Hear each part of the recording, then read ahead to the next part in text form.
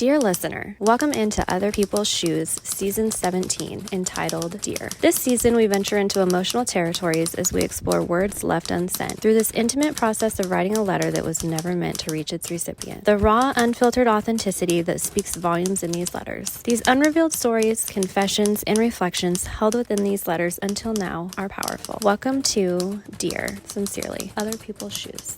That is right. We are at mail. The mailbox again.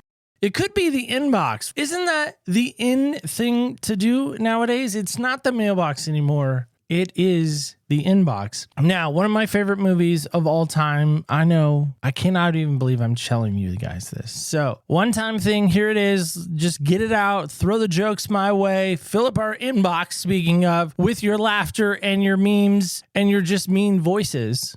I love the movie You Got Mail. Okay?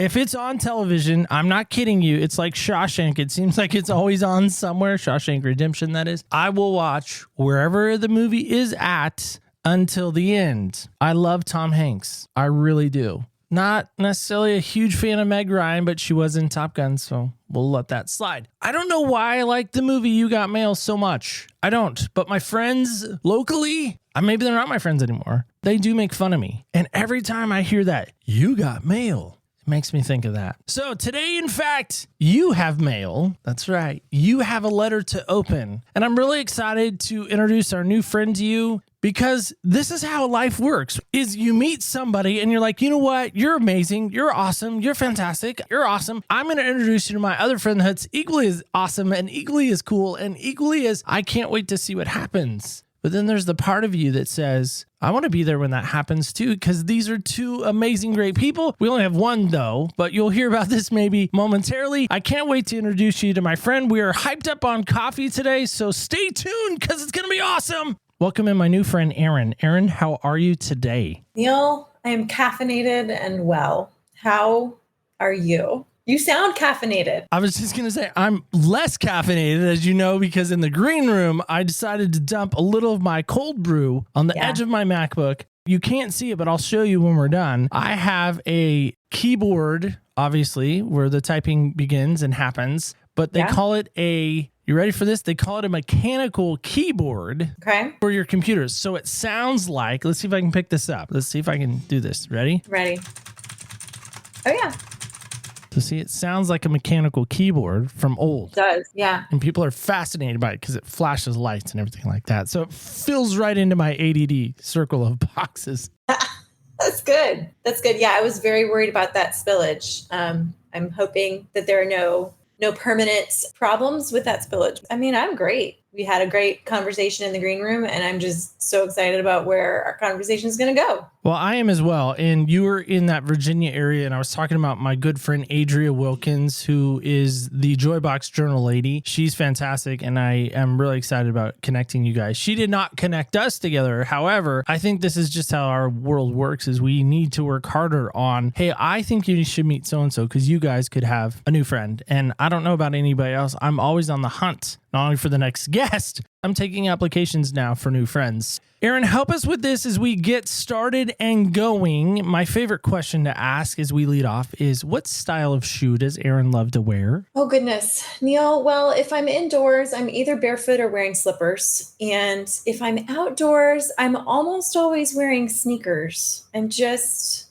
not a fan of uncomfortable shoes. As I age, comfort is more important than ever. I've never been a real girly girl, gotta look great with these new red pumps or whatever girly girls wear. I don't do that. More than ever now, I'm into the sneakers. Well, I think so many times I hear that question, especially from ladies nowadays, and even men. I'm apparently the anomaly. I'm finding out more and more after 5 years of doing this that I am apparently one of the few people that is obsessed with shoes that's a guy. I thought there was more of us out there, so we'll set that aside for a second. Okay. Everyone keeps saying, I need a comfortable pair of shoes. I don't care what brand they are. I don't care if they're Skechers. I don't care if they're Vans, which Vans aren't comfortable. I don't care if they're Jordans, which is my particular brand of choice. I don't care if it's any of those things. I want them to be comfortable. And then somebody said to me, you know, Neil, there's two things you have to absolutely invest in. And I was like, okay, what are the two? I'm ready. If you say Bitcoin, I'm going to be mad, but all right, let's go. And they said great pair of shoes, and an amazing bed. And I was like, wait, so not Bitcoin? Bitcoin not responsible for this ad.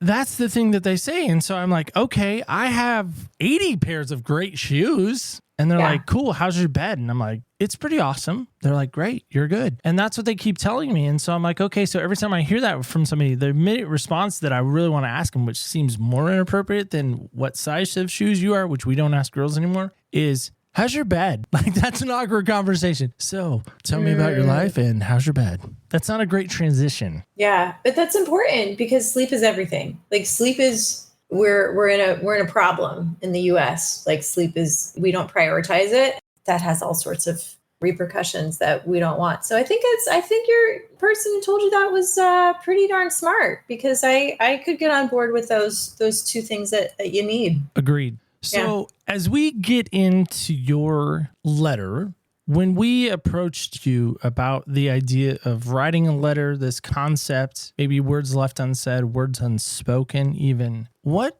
for you, before you tell us who you're writing to, gravitated you maybe this way or led you to say, you know what, that is something I'm willing to share. That is a road I'm willing to walk down. What was that for you, if you wouldn't mind sharing? I don't mind sharing. I love going deep and I love personal development, whether you consider it. I was just thinking about that today, actually. Some people call it personal development, deepening your spirituality. It could be healing, all of those things. It just seems that they all require a vulnerability and a deepening and taking the next step, taking the next deeper level of, okay, I'm going to open myself up more. I'm going to do this thing that feels really uncomfortable. It's going to be hard. And yet that's how we grow, is we do uncomfortable things. Conversation with a friend the other day, and I don't remember where I heard this. I don't know if it was on a podcast or in a book, or maybe it was even just like a social media post. I heard about butterflies, and we all have the idea of like butterflies, and they come out of the cocoon, and, you know, isn't that beautiful, and transformation and all that kind of stuff.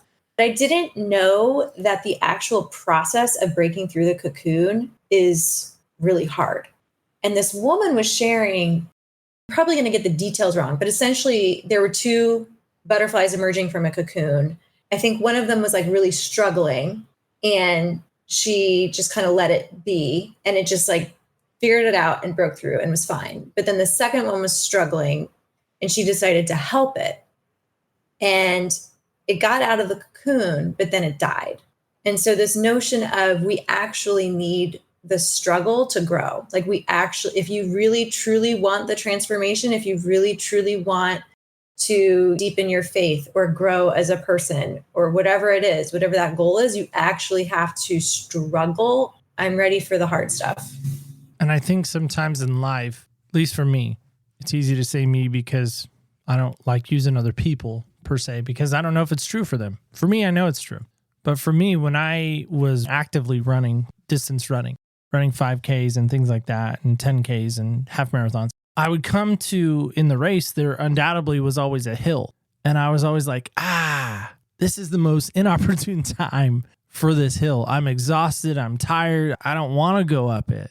And there's actually a race over in Coos Bay, Oregon, called the Prefontaine Run. It's named after Steve Prefontaine. It was a famous American distance runner in the late 60s, early 70s. He died tragically in 1975.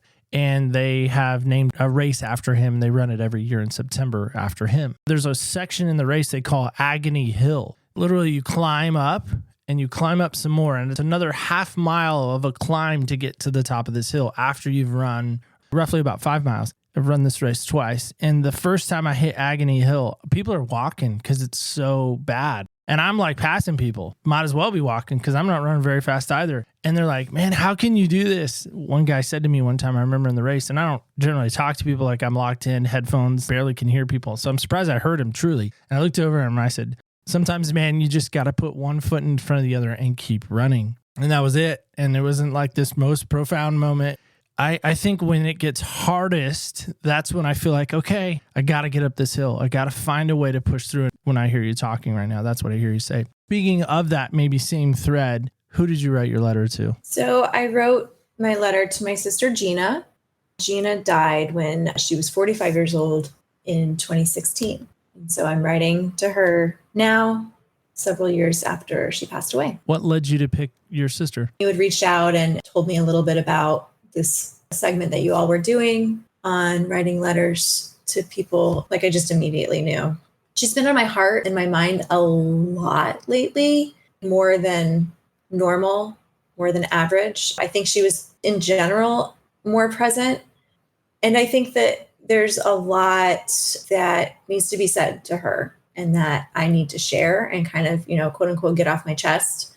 It's a complicated situation. She was very severely disabled. She had cerebral palsy. It was to the point that my parents took care of all of her needs, all of her activities of daily living. She couldn't do herself. It was just 45 years of deep, consistent, daily, hourly, minutely caregiving. It was just an interesting family of origin to be in because not everyone has that experience of growing up in a world and in a family where you're going to outlive your older sister. That unless some horrible tragedy happens to yourself, absolutely 100% know that she will die. You will be witness to her death. Well, there's two elements there that I think are at play for me. The first one being, when we think of an older sibling, we think of the protector. When mom and dad aren't there, they kind of step in to become the protector. When you talk about somebody that is of that level of special needs and special care, there could be the tendency to say, well, I'm not special any longer. My needs kind of get pushed aside. Maybe my wants get pushed aside. Maybe I wanted to do tap dancing or drama, or maybe it's open a coffee shop, as we both love coffee. All of that gets shoved aside. She needs it more than you do. Maybe that new dress that you wanted growing up, you couldn't get because she needed this medical concern addressed. And so finances might have been a little tighter growing up. That's what comes to mind for me. Any of those accurate? Any of those true of you? So interesting. The first one, the protector notion, I had never thought about. I'm going to put some deep thought into that because that's a really interesting idea. She's the second oldest. So I have 3 older siblings. Gina's one of them. So I'm the youngest of 4.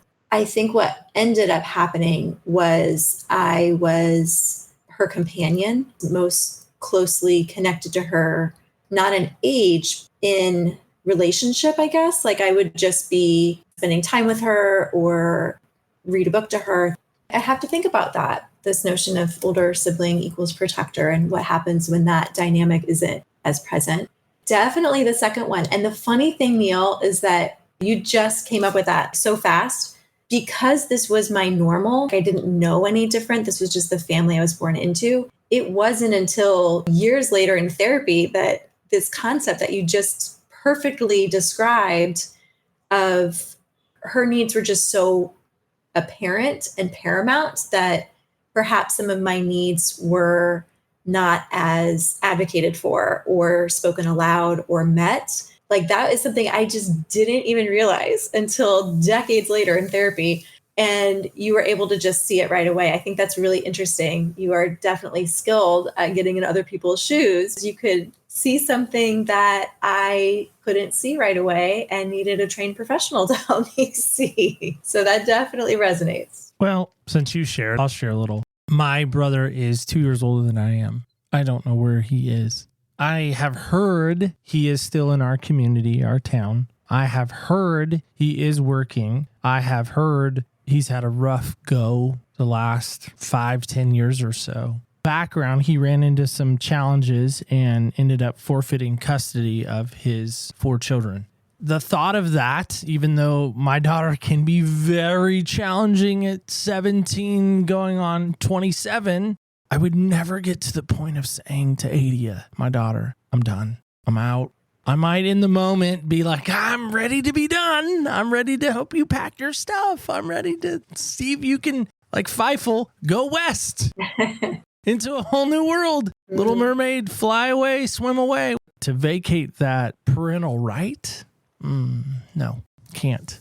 Growing up, it seemed as though there was 4 of us. My cousins came to live with us when I was around 5th grade, so they no longer became cousins, they became sisters. It was easier to explain to friends that my sisters were moving in with us than cousins, because cousins, everybody's like, why are cousins living with you now, Neil? But if I said sisters, even in the late 80s, early 90s, nobody batted an eye. Oh, all right. So there was 4 of us, and I was the youngest of 4. It seemed as though, even though Corey wasn't, quote unquote, the oldest, it seemed as though my parents really kind of funneled a lot of things his way, their attention, their efforts, their money. The 3 of us, Brandy, Angel, and myself, were like, hi, over here. Yeah, hi. Question, can we? No? Okay, sorry. We'll put our hand down. Hey, what is it? No. Okay, it's not our turn yet. Okay, wait, he just had a turn.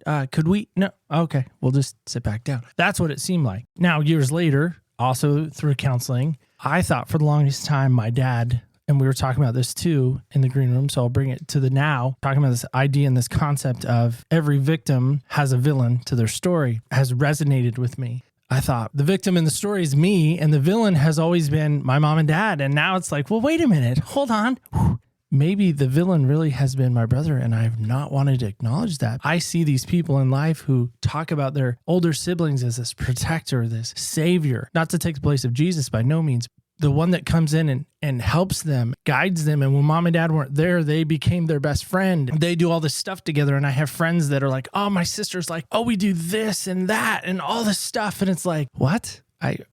I would not even want to hang out with my brother in Mexico. I'd be afraid he'd leave me in Mexico. It's those kind of things. Blaming my parents for so long, the way they treated us in relation to my brother. And it's like, well, wait a second. Maybe they put their money on the best horse, they thought. And now they're standing there again with their hands out saying, we put it all on the wrong horse. We bet on the wrong horse. And now what? Wow, there's a lot to unpack there. There is. Sorry. Clean up on aisle 6. No, I think that's beautiful. Thank you for sharing that. That's very vulnerable of you to share. That's very hard to be in the situation you're in now, where, you started by saying, I don't know where my brother is. I hear this, I hear that, but I don't know. That's not easy at all. And of course, it's going to bring up these feelings from childhood. And you and I have this similar experience, this shared experience of older sibling got more of the whatever, more of the money, more of the attention, more of the care, more of the needs met because of X. And the X might be different. It sounds like we both had that experience. And that's hard. Something that's coming to me is I'm actually staring at, so my sister loved Raggedy Ann and Andy. So there was just like a ton of Raggedy Ann and Andy stuff everywhere in her room and around the house. When I grew up, I'm in my son's bedroom. I literally just looked up and there is a Raggedy Ann and Andy music boxes that is in my son's room, because after Gina died, we each took things that reminded us of her. And this music box was hers. And I have very distinct memories of this music box from my childhood. And now it's my son's. So that music box is really important to me. I remember as a kid winding it up, and the song that it plays from Sound of Music, My Favorite Things, I think is the title. It's a very melancholic song, the way it plays on the music box. As a kid, I would listen to it. And as it started winding down, I would like hurry up and wind it back up again because I didn't want it to end. And as I've gotten older, I've realized that that was anticipatory grief. It was this sense of, oh, no, I'm not ready. Like, I don't want this to end. I don't want this song to end. I don't want Gina's life to end. I'm not ready. Just like hurry up and like make the music go again. I think that resonates and connects to both of our stories, Neil, of I'm still here. Like, here I am. I'm still here. Pay attention to me too. Can we keep the music going? Can we remember there are other kids here too? Looking back at that experience, and I just challenge both of us to think of the villain not as the sibling. I know the temptation to think of the parents as the villain, but then I allude to this in my letter about having anger towards Gina. It just feels weird. Like, that feels like I'm a terrible person to feel angry to my sister because she was innocent and had nothing and I had everything. I wonder if I heard recently, just getting all spiritual on us, the one who wants to cause tension in families, whether it's a husband and wife or whether it's family of origin, that is someone else. That is the one who wants division. And that is the one who wants breaks in the family and brokenness and unhealed wounds. Your brother, although he has his challenges, isn't the villain. And so I just hope that there's some way for you to even reframe that a little bit. I know we just became friends, but you can't tell me to reframe that just a little bit. Yeah, I know. Do you want to read the entirety of your letter? Yeah, I do. Some people have wanted to and others have read excerpt. Everyone's different. Do you have it and you want to read it? Yeah, I want to read it. I want to read the whole thing. Dear Gina, I think about you all the time, but I barely cry. My grief is funny in that way. I imagine your life now, laughing, singing, dancing. Can't wait to give you a hug and to feel your arms wrapped around me, hugging me back. I've never felt that from you before. I have a lot to talk to you about. I think some of it will be here in this letter and some of it in our private conversations. I know you'll be okay with that. I want to apologize, Gina. I have to sort through what things are actually my fault and what things I feel horribly about but are not because of me. Let me start by apologizing for any bitterness or jealousy I've harbored in my heart toward you. This is super hard to admit. How could I possibly be bitter or resentful towards you? You did nothing wrong. You were at fault for nothing. Perhaps my anger at God was misplaced all these years. I'm sorry for moving away. I can't tell if that is something I need to apologize for or not. There's a sense that I should have stayed close to be in your life.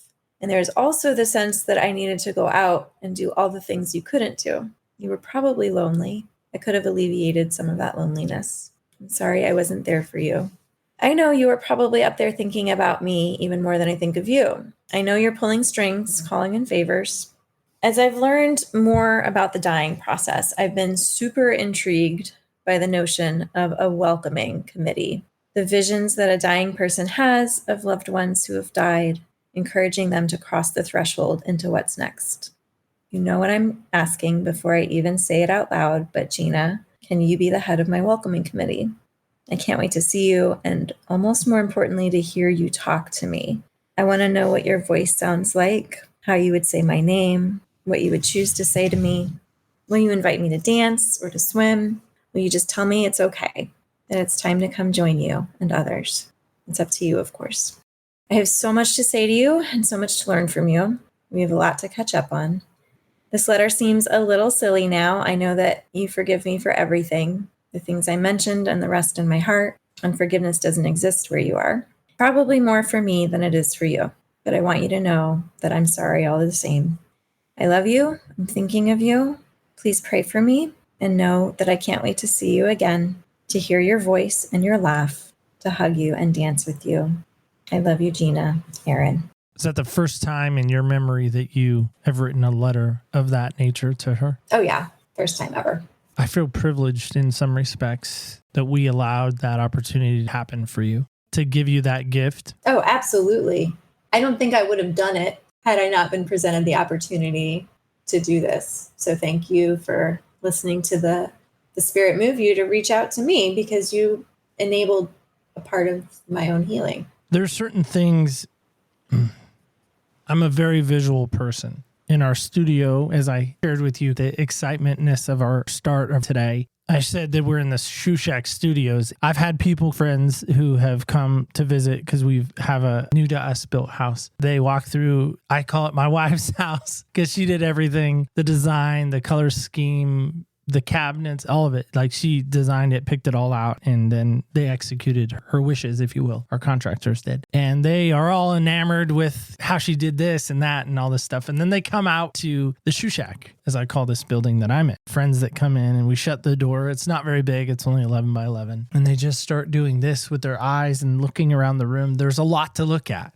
As I look around the room with them, and kind of in silence, just standing there with like a kid in the candy store kind of moment, like, I can't wait to tell you about anything in this room. I show and tell in kindergarten, like waiting for them to ask a question. Questions? Come on. I know you have some. Everything in this room reminds me of someone or something or a moment in my life, a snapshot, a Polaroid picture of something in my life. Everything. It's intentionally put here. When I come to this room, I encounter things like what you shared, the grief, heartache. But the flip side of that coin is I've also had joyful moments. I've also had exciting moments. I've had where people share laughter, but I've also had people share tears in these moments. A friend of mine, when I first started podcasting, he said, podcasting is a lot like a treasure chest. You get gems and you get jewels and you put them in the chest. And sometimes, Neil, they're for someone else. More often than not, that gem and that jewel is for you. And so as you talk about your sister and you talk about Gina, I can't help think about baseball sometimes, and I think about squirrels, and I think about cardinals, and people are like, that is the most random set of words you've always strung together, Neil. Well, here's the thing. There isn't a day that goes by that I don't think about this guy named Randy Kessler, who was a senior in high school, who took his life in our youth group and was loving baseball at the moment he took his life. And every time I see a baseball, I don't think of the traditional baseball game. I think of Randy. There isn't a squirrel that doesn't scurry along the ground and maybe up into a tree that I don't immediately think about my grandmother, Granny, who died in 97. There isn't a moment that goes by that I don't think about these people.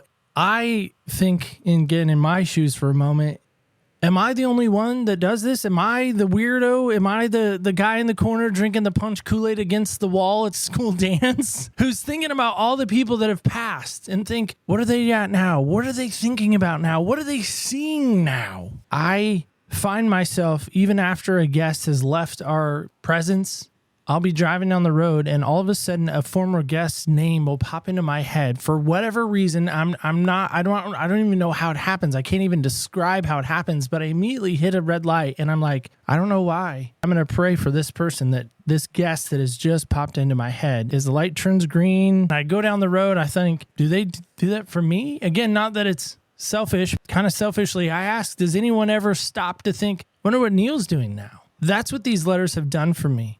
Is I would write a letter to each and every single one of the guests that we've had on and say, listen, I don't know where you are in your walk. I don't know even if you know the creator of creators. But at the end of the day, to me, that's what matters, is who you know and why you know them. To me, that's what's so powerful about your letter, is you're talking about this reunion day with her. Why is that day so important to you and to who you are, Erin?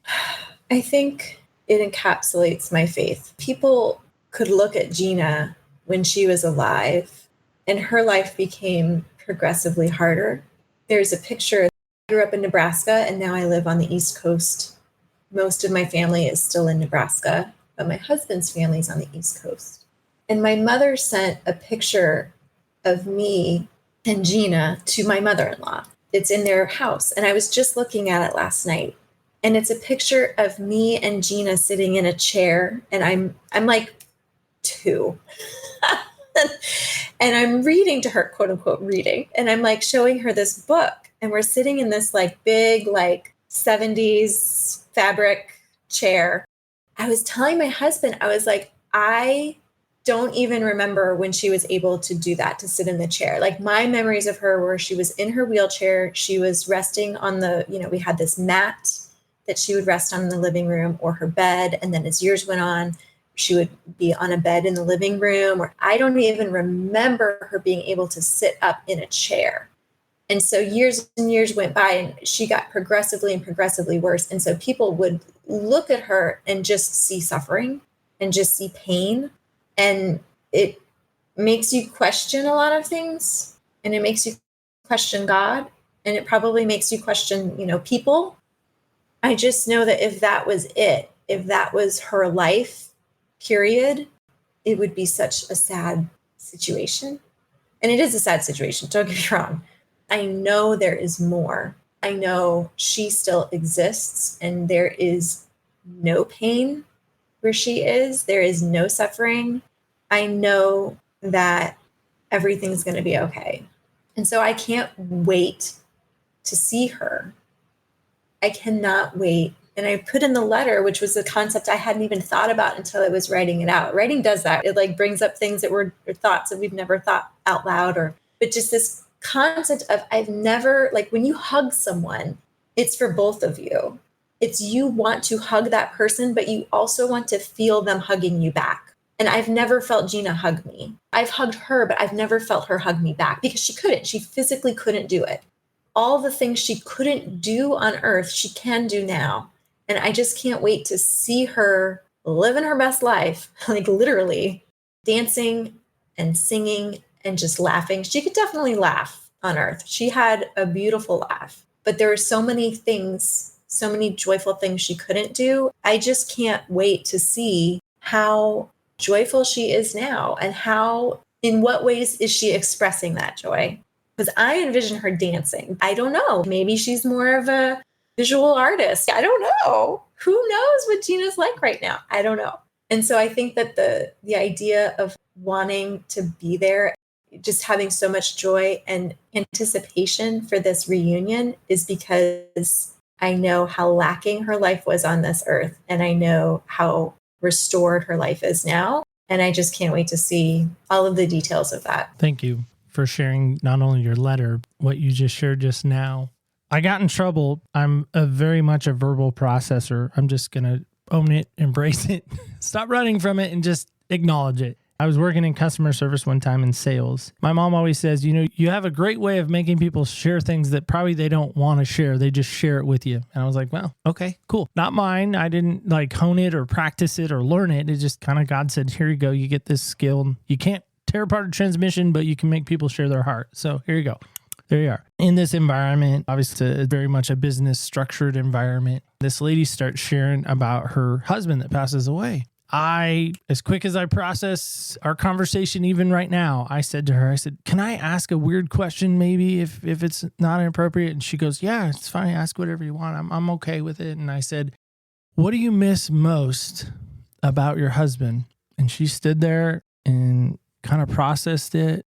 And then immediately turned very angry and very almost violent. And she said, how dare you ask that question? What, were you raised by wolves or something? And then she used some profanity and proceeded to scream at me how inappropriate that was, that I would even have the audacity to ask her such a thing in a public environment. And of course, me stumbling over my words as I'm trying to justify what I said and trying to give clarity to what I meant and yada, yada, yada. It got really bad real fast. I politely excused myself from the conversation. Another coworker stepped in and helped her. I went to the back and I waited till she left to give her her space and her privacy. Came back out and my manager said, what on earth did you say, Neil? And I said, well, I used to be a pastor and I've done grief with people. And I just thought maybe she needed help with that. And I was just trying to be helpful. And he said, you can never ask someone that question again. That is none of your business. Why somebody, how dare you even think of, what made you think of that? And I said, I don't know. It just seemed like she was carrying a lot of stuff around and maybe she wanted to get rid of it. And he goes, not in this environment. That's the wrong environment. I'm like, okay, note to self, don't say that again. And fast forward now, 3 years after this story, I was again faced with an opportunity to ask that very question, because to me, it's a very powerful question to ask. What do you miss most about that loved one's life? So hopefully this doesn't backfire, Erin. What do you miss most about Gina? Oh, wow. I love that question. And yeah, let's restore that moment for you. Let's give you a good experience from asking that question, because maybe it was just the timing was off or the relationship wasn't strong. That is, I'm going to guess no relationship. I do love that question. What do I miss most? I'm just kind of rewinding in my brain and remembering the way Gina would look at me, smile. It was so funny because my brother and my sister and myself, we all have the same color hair. My parents too, the same color hair. But Gina had this auburny hair, and it was just so gorgeous. And no one else in my family of origin had that hair. And then she had these blue eyes, which my other sister has and my mom has. Gina's were really cool. I think just the way she would look at me and that we would look at each other. And just her smile. She had, especially in her younger years, just this explosive smile. It was just so powerful.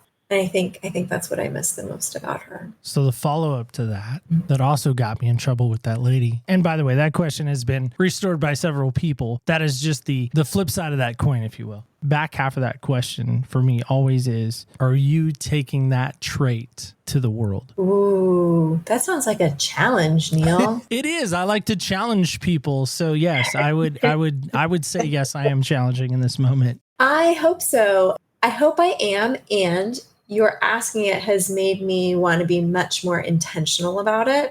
I think that is something that I can do for people, is I can have that really stare in your soul kind of look when the situation calls for it. And that ability to really look at people and really see them. I think that is something I'm capable of doing. I think we're all capable of doing that. It's, are we actually doing it? Are we actually being intentional about it? So now that I have been challenged by you, Neil, yes, I will be intentional about doing that with people. In my own way of thinking even, I feel like it allows that person to continue to move on and live on in us and with us. It's a very unique thing to ask and to do. I heard it, I think, years ago from initial senior pastor who mentored under, is he would say it at funerals. And I always thought that was such a profound question. I thought, I wonder what trait that I love about this person am I carrying on? Am I carrying on Randy's love for baseball still? Am I carrying on so-and-so's passion and excitement for this person or this people group or this section of life? Am I doing that? And if I'm not, there's the heart check to say, okay, I need to do that. I need to be a part of that. If somebody right now is listening to us and listening to you,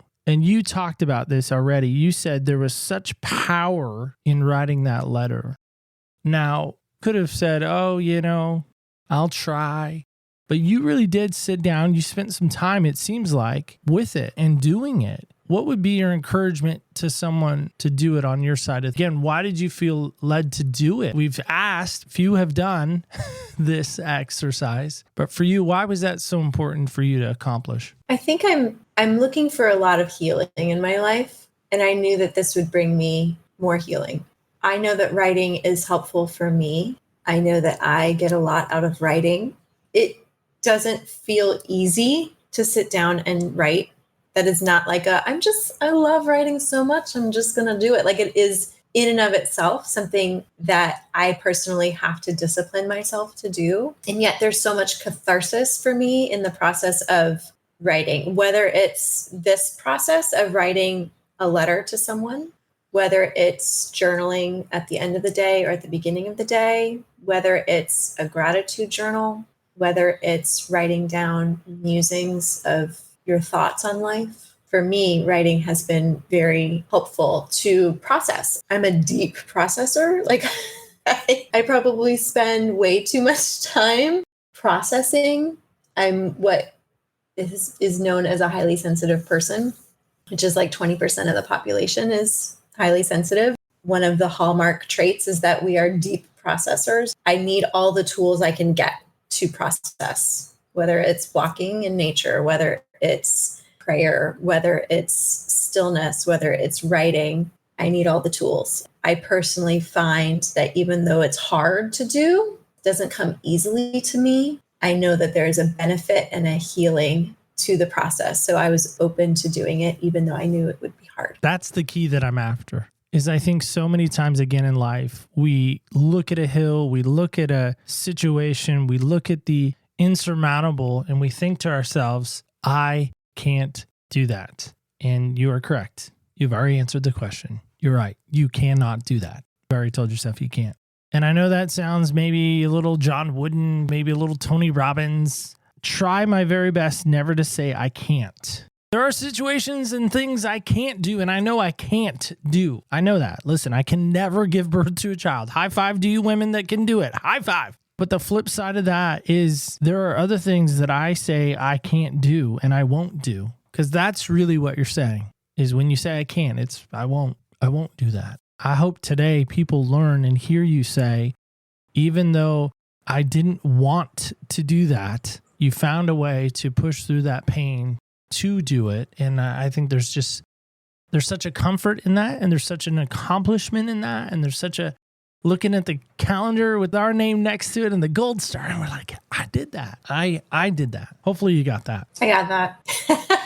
I got that. I love your earlier analogy of the running and the hill, agony hill, and you just have to keep going. If you have that goal, whether it's healing, whether it's closer relationship with someone, whether it's you want to work through some trauma or some whatever it is, you just have to put one foot in front of the other, and you just have to keep going. Absolutely. Well, Erin, how can folks hear about you? I know you do some coaching and things of that nature. And I know it really is kind of specifically around this grief process, but maybe there's other arenas and other facets to your coaching. So tell us about that and tell us how someone can best connect with you and all those fun things. So I am the founder of Compassionate Coaching, and we specifically work with end-of-life and bereavement professionals. So people in the hospice space, people, death doulas, chaplains, people who are grief coaches or grief counselors. Those are my people. Those are the people I serve. And we do this work that's very innovative